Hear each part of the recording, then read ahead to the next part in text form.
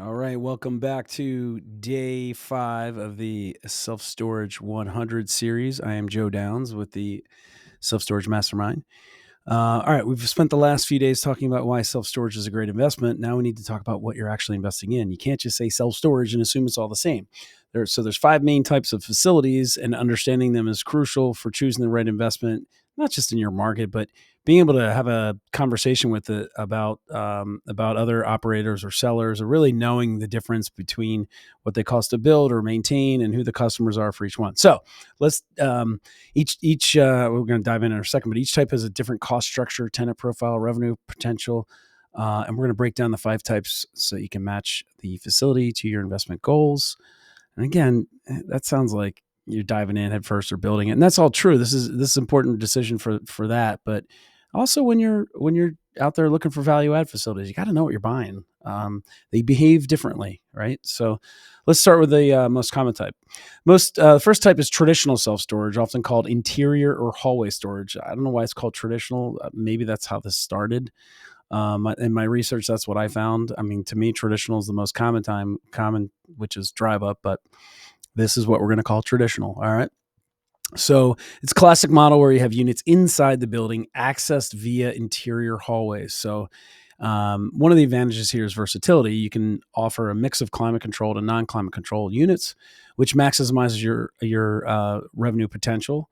Because there's units in the units on the indoors, they offer better weather protection and higher perceived value, letting you charge a premium. But remember, this type of construction has a higher construction cost than simple outdoor drive-up storage. So you have more maintenance with HVAC and lighting, and it requires a larger land footprint sometimes for the building itself. But this model works well in almost any market, and it's a higher capital expenditure to start with. So let's take a look at specific features that make some of these units even more valuable. Climate control facilities are a subset of traditional storage, but they deserve their own category, and we're going to cover them in a future episode.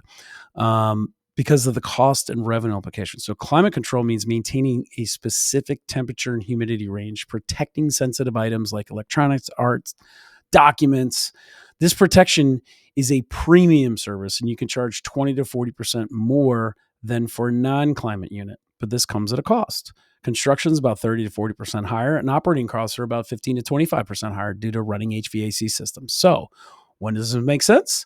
Well, hot markets, humid markets like the Southeast, or in high income urban areas where people have expensive items and limited space at home. It's a great way to boost your bottom line, but you must be in the right market to justify the expense. All right, let's move outside to the most convenient option for tenants. So covered indoor options, then you got drive up storage, which is considered more of an outdoor option. Not that it's uncovered, it's not, but it's outdoor because you drive your car right up to the door. It's the simplest and often the cheapest type of facility to build. The main benefit is convenience. Tenants can drive right up to their unit door, making loading and unloading heavy and bulky items incredibly easy. This saves time and makes for happier tenants, especially those in need of frequent access, like your contractors or small business owners. Because you don't need interior hallways or HVAC, construction and maintenance costs are lower. However, these units are exposed to weather and generally command a lower rent per square foot than indoor units. And by weather, again, not that they're uncovered, but they're exposed to the heat, and they're exposed to the extreme cold.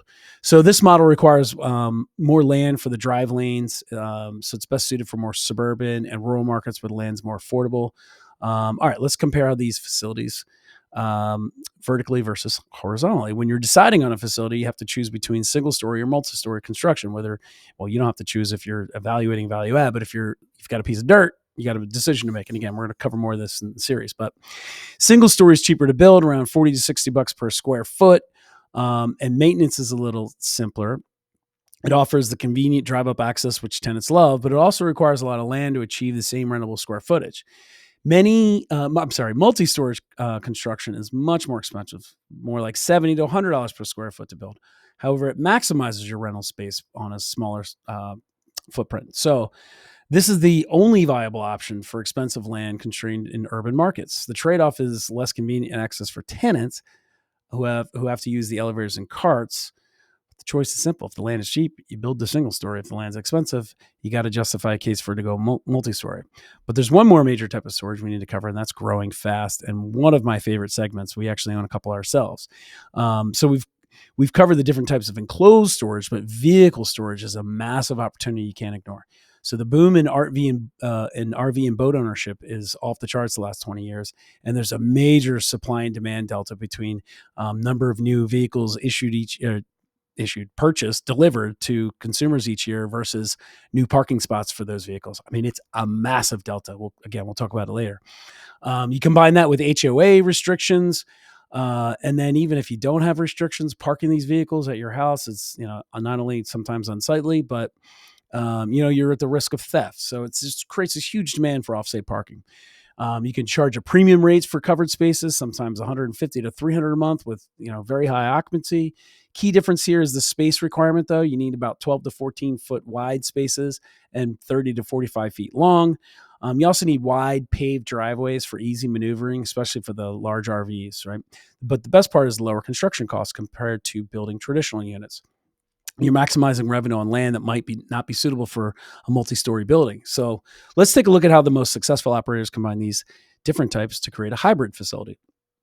We've covered 5 distinct facility types, but the most successful operators rarely stick to one. We do the same at a few of our facilities. Hybrid facilities mix and match types to maximize revenue and reduce risk.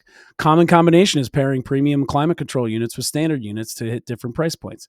Another smart mix is traditional units with vehicle storage, capturing both residential and seasonal customers.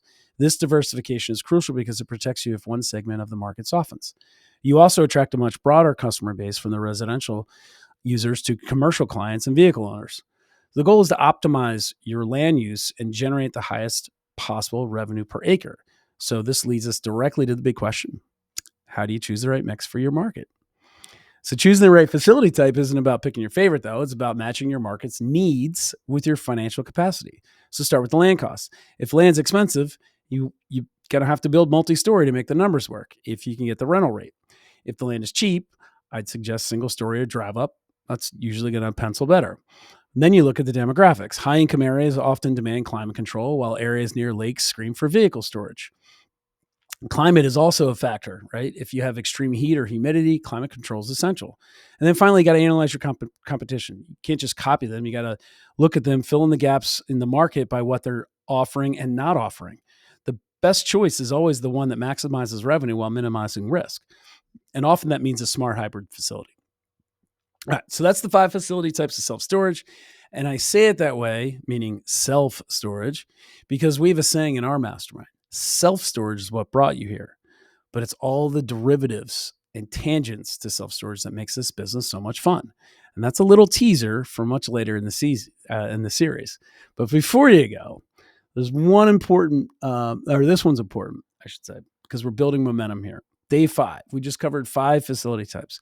So that means we're 5 days into this 106-day journey, and I'm hoping you've given me 5 likes so far for all the knowledge building going on here. But subscribe. So day 6 hits your feed tomorrow. We're diving into climate control versus non-climate control and the profit implications, plus live sessions every 2 weeks. If you recall, if you've been listening so far, on Tuesdays or Thursday nights, and we're going to go deeper into the section I just or recap the section I just of the business that we've just gone through, and I'm going to also answer any questions you have. And we're going to do that live. And by the way, if you have questions or ahas, drop them in the comments. But you're going to miss all this if you don't subscribe. So subscribe. By the way, I made a kind of a subtle pledge to myself. I haven't really announced this yet, but maybe you've picked up on it so far. I pledged to really me and you that I would give you a new and unique reason to share every episode, right? And here's why sharing this today matters. Most people think storage is just storage, right? Self-storage is self-storage. They just think they're all the same. Well, now you know there's 5 distinct types with different economics, not only just on the rental rates, but also on how they're built and constructed. So when you share this, you're actually going to educate your network and demonstrate that you understand some nuances in this business, and that matters. Share it with a comment, right? Hey, either I didn't know about this or how cool is this, whatever. Because when you're evaluating deals later, and you need either a second opinion or a partner, I talked about this earlier, your network is going to remember you as someone who actually studies this stuff. So sharing equals establishing expertise one episode at a time. It compounds. Tomorrow, we're going to be talking about the single biggest profit lever in self-storage, and that's climate control. And you're going to learn why it can double your revenue, but also double your risk. So, okay, remember to subscribe for day 6 and all of the lives so you don't miss them, and share this knowledge. Your network will thank you later.